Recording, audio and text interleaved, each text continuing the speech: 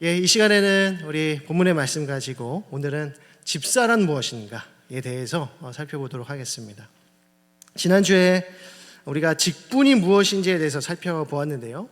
성경은 직분에 대해서 두 가지의 이미지를 우리에게 전달해 준다라고 했습니다. 먼저는 군사의 이미지요, 다른 하나는 일꾼의 이미지였다. 바울 사도는 에바브로 디도를 향해서 또 디모데를 향해서 또 자매 아비아와 아키포를 향해서 자기와 함께 군사된 자, 병사된 자라고 비유했습니다. 군사는 군사로 모집한 자를 기쁘시게 하는 자들이죠. 자기 마음대로 또 자기 생각대로 군사의 임무를 감당하는 것이 아니라 자기를 부르신 그 분의 뜻대로 복종하는 것이 군사의 의무다라고 했습니다.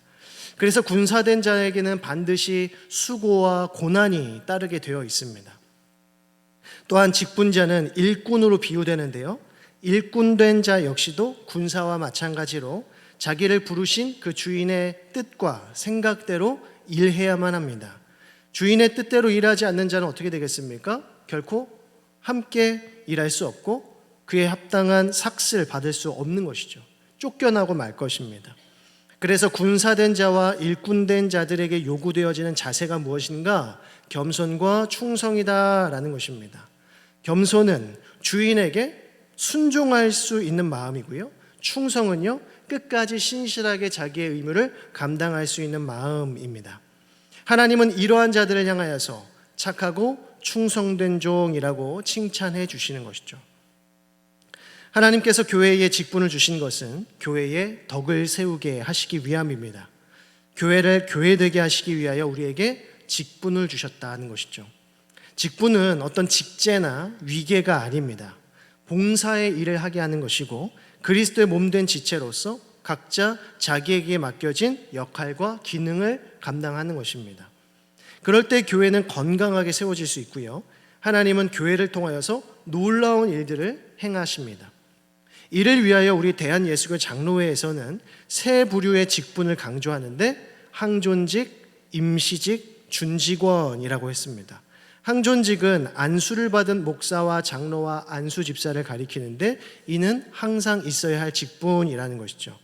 또한 임시직은 전도사와 권사와 서리 집사를 가리키는데 권사를 제외한 임시직은 1년 단위로 당회가 재임명하게 되어 있습니다. 마지막 준직원은 강도사와 목사 후보생을 가리키는데 이들은 노회에서 임명해서 목사 안수를 받기까지 일정 기간 목회 수련을 하게 됩니다. 오늘은 본격적으로 집사의 직분이 무엇이고 또 집사란 누구인가에 대해서 함께 살펴보고자 합니다. 먼저 집사의 뜻을 생각해 보면 이 집사라고 하는 한자어는 잡을 집자에 일사자를 씁니다. 무슨 말입니까? 일을 잡다라는 뜻이죠. 그러니까 일꾼이라는 것과 같은 의미입니다. 집사에 해당하는 헬라어 단어는 디아코노스를 쓰는데 이 단어는 주인 곁에서 주인을 도와서 함께 일하는 하인 혹은 일꾼을 가리키는 말입니다. 조금 더 성경적 의미에 가까운 표현을 빌리자면 섬기는 자라고 할 수 있습니다.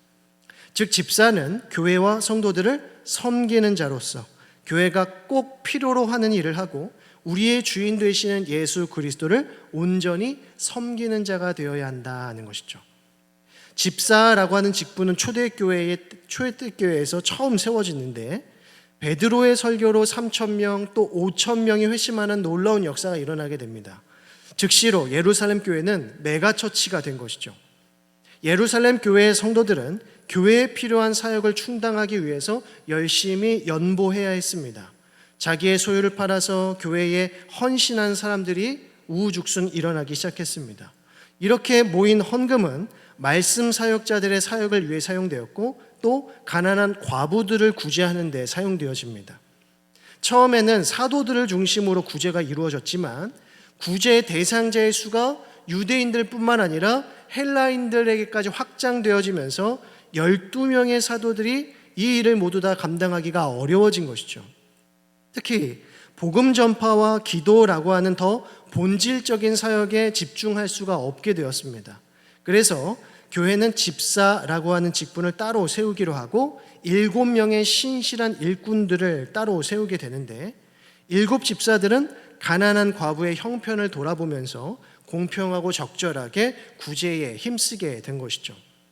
그런데 집사는 구제하는 일만을 담당하지 않았습니다. 그래서 사도행전 6장 2절의 말씀을 보면 사도들은 성도들을 접대하는 일도 감당했다고 하는데, 여기서 접대라고 하는 말은 함께 식탁의 교제를 나누는 일을 말합니다. 즉 음식을 나누는 일까지 누가 감당했습니까? 사도들이 감당했다는 겁니다. 가난한 과부들을 돌보는 일뿐만 아니라 교회의 성도들과 함께 식사의 교제를 나누는 자리까지도 사도들이 감당을 해야 했으니 얼마나 그 일이 벅찼겠습니까? 그래서 성도들 간에 교제하는 일도 집사들이 감당을 하게 됩니다. 뿐만 아니라 7 집사들은 모두 복음 전파에 힘썼던 사람들입니다. 특히 스데반이나 빌립과 같은 인물들은 유대인들과 사마리아 사람들에게 힘써 복음을 전파한 인물들 아닙니까? 물론 그들은 12 사도와 같이 주도적으로 복음 전파를 하는 사명을 감당하지 않았지만 사도들을 도와서 그리스도의 복음을 전파하는 일에 전심전력했음을 알 수 있습니다. 그들은 복음을 전파하는 일을 사도에게만 맡기지 않았다는 것이죠. 그들 역시도 복음을 알았고 또 복음을 전파할 수 있었습니다. 그래서 침묵하지 않았습니다. 하나님께서는 집사들의 이 복음 전파를 통하여서 얼마나 놀라운 일을 행하셨는지 모릅니다. 정리를 하자면 집사의 직무는 크게 3가지로 나타나는데, 구제하는 사역, 또 성도들 간의 친교를 나누는 사역, 그리고 복음을 전파하는 사역으로 구분될 수 있습니다. 그런데 지금 우리 한국 교회의 현실과 이 초대교회의 현실 사이에는 큰 차이점들이 많이 존재합니다. 물론 초대교회가 집중했던 그 본질적인 사역에 있어서는 우리 역시도 변함없이 깊은 관심을 두어야겠지만, 그 외에도 현대교회의 새로운 체계와 어떤 시스템 속에서 우리가 주의를 기울여야 하는 많은 사역들이 있음을 간과해서는 안 될 것입니다. 오늘날 집사의 직분은 앞에 3가지의 직무 외에도 각양각색의 봉사의 직무를 감당하게 됩니다. 예배를 섬기는 일이나 교회의 질서를 유지하는 일, 또 교사로서 어린 자녀들을 말씀으로 양육하는 일, 또 기쁜 일이나 슬픈 일이 있을 때 서로 방문하고 위로하고 격려하면서 공동체를 세워가는 일 등을 함께 감당해야 합니다. 말 그대로 집사는 일을 잡는 사람들로서 교회에 꼭 필요하고 또 연약한 성도들을 돌아보는 일에 관심을 기울여야 하는 것입니다. 하나님께서는 작은 일들을 큰 일처럼 여기고 직분을 감당하는 자들에게 반드시 크고 귀한 것으로 갚아주실 줄로 믿습니다. 이 사실을 기억하시고 우리 집사들에게 주어진 소명한 사명들을 착하고 충성된 마음으로 감당해 주시기를 간절히 소망합니다. 그렇다면 성경은 어떤 이들을 집사로 세우라 말씀하고 있는지 살펴보도록 하겠습니다. 다시 한번 사도행전 6장을 보게 되면 영적인 측면에서 7 집사를 어떤 기준으로 선출하고 있는지를 볼 수 있는데요. 6장 3절의 말씀을 보면 너희 가운데에서 성령과 지혜가 충만하여 칭찬받는 사람 7을 택하라 라고 합니다. 여기서 7 집사의 가장 우선하는 조건이 무엇입니까? 성령과 지혜가 충만한 자라는 것입니다. 이에 초대교회 성도들은 5절에서 믿음과 성령이 충만한 사람들을 선별합니다. 과연 어떤 사람들을 성령과 지혜가 충만한 자라고 하는가? 7 집사 중에 한 사람이었던 스데반을 보게 되면 사도들이 원했던 성령과 지혜의 충만함이 어떠한 모습이었는지를 알 수 있습니다. 그래서 8절을 보면 스데반은 마치 사도들과 같이 큰 기사와 표적을 행하기도 하고요, 또 당대의 지식인들과 유대인들과 논쟁을 할 때에도 조금도 부족함이 없었습니다. 그래서 10절의 말씀을 보면 스데반이 지혜와 성령으로 말함을 그들이 능히 당하지 못하였다라고 합니다. 그도 그럴 것이 사도행전 7장에서부터 등장하는 스데반의 설교를 자세하게 분석을 해보면 그가 얼마나 구약 성경에 능통했는지를 알 수 있습니다. 그는 구약 성경에 기록되어 있는 구속사를 훤히 꿰뚫고 있었습니다. 그는 아브라함의 이야기로 시작해서 야곱과 요셉을 중심으로 한 애굽 생활을 중요하게 다루고요. 또 모세를 통한 출애굽 사건과 시내산 언약을 매우 중요하게 가르칩니다. 거기서 그치지 않고 다윗 언약까지 강조하면서 하나님의 구원이 이스라엘 백성들 가운데 어떻게 이루어지고 있는지를 보고하죠. 즉, 우리가 집사의 직분을 잘 감당하기 위해서는 성령과 지혜가 충만해야 하는데, 이것은 우리가 얼마나 하나님의 말씀인 성경에 능통해야 하는지를 잘 보여줍니다. 성경이 말씀하고자 하는 메시지가 무엇인지 알지 못하고 우리가 어떻게 성령과 지혜로 충만할 수 있겠습니까? 무엇보다 성경을 가까이 하시고 성경을 부단히 배우며 또 성경을 가르치는 자리로 나아갈 수 있는 우리 모든 집사님들 다 되시기를 주님의 이름으로 축원드립니다. 그리고 오늘 읽은 디모데전서 3장을 보시게 되면 이제 생활적인 측면에서 집사가 어떠한 삶을 살아가야 하는지를 보여줍니다. 먼저 8절의 말씀을 보면 집사는 정중해야 하고 언어 생활이 신실해야 한다고 합니다. 또한 술을 좋아하지 말아야 하고 더러운 이득을 좋아해서는 안 됩니다. 즉, 쾌락을 멀리하고 땀의 가치를 알고 노동의 신성함을 알아야 한다는 것이죠. 불로소득을 추구해서는 안 됩니다. 하나님께서는 땀을 흘려 땅에 소산을 얻는 자를 기뻐하시는 거죠. 또한 9절에서는 깨끗한 양심에 믿음의 비밀을 가진 자여야 한다라고 말씀합니다. 즉, 양심을 속여서는 안 되고 복음의 진리를 통하여 자신의 양심을 거룩하고 신실하게 지켜가야 합니다. 또한 11절에서는 여성들을 향하여 정숙하고 모함하지 말며 절제하고 모든 일에 충성해야 한다고 말씀합니다. 즉, 여성들은 무엇보다 말을 조심해야 된다, 절제할 줄 알아야 된다라고 합니다. 그런데 비단 이것이 우리 여 집사님들에게만 해당되는 말씀이겠습니까? 우리 모든 집사님들과 모든 직분자들은 우리의 이 말을, 이 언어 생활을 특히 조심하고 절제해야 할 것입니다. 그리고 모든 일을 신실하게 감당할 수 있어야 합니다. 일을 맡겼는데 믿음직스럽지 못하다면, 그 끝을 보지 못한다면 어떻게 이 귀한 직분을 감당할 수 있겠습니까? 작은 일이라 할지라도 마침표를 찍을 수 있는 믿음이, 그 신실함이 우리에게 있어야 한다는 것이죠.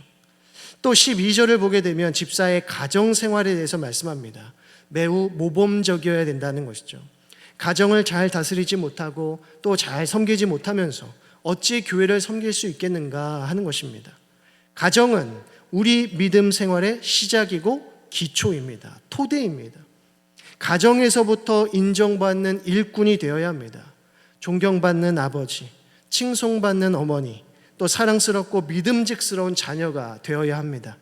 영적으로는 성령과 지혜로 충만하고 우리의 생활 속에서는 신실하고 또 절제하며 믿음직스럽다면 또 우리의 가정 속에서는 존경받고 또 칭송받는 가족이 되어야 합니다. 바로 이것이 우리 집사 직분에게 주어지는 하나님의 뜻이요 예수 그리스도의 마음이라는 것입니다. 말씀을 맺습니다. 이렇게 주의 일을 잘 감당하는 집사들에게 어떤 상이 주어진다고 말씀합니까? 13절 말씀을 우리 다 같이 읽어보도록 하겠습니다. 오늘 본문 13절 말씀 시작. 집사의 직분을 잘한 자들은 아름다운 지위와 그리스도 예수 안에 있는 믿음의 큰 담력을 얻느니라 라고 합니다. 그리스도께 충성한 집사들은 마침내 아름다운 지위를 얻을 뿐만 아니라 그 믿음이 더욱 견고해지고 두려울 것이 없는 자로 세워진다는 것입니다.